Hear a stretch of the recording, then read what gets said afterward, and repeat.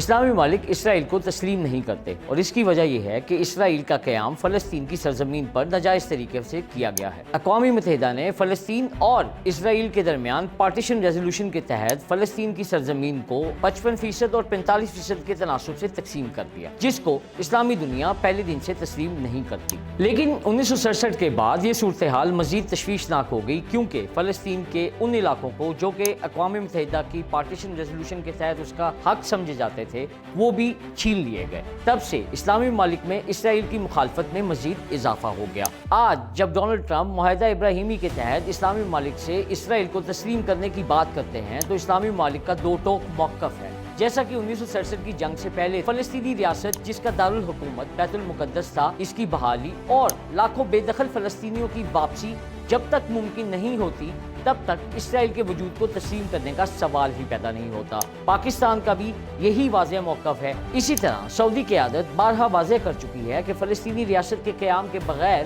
اسرائیل کے ساتھ مکمل سفارتی تعلقات ممکن نہیں ہیں۔ سعودی عرب اب بھی اپنی 2002 کی امن تجاویز کو بنیادی فریم ورک مانتے ہوئے یہ مطالبہ سامنے رکھتا ہے۔ قطر کی بھی یہی پوزیشن ہے۔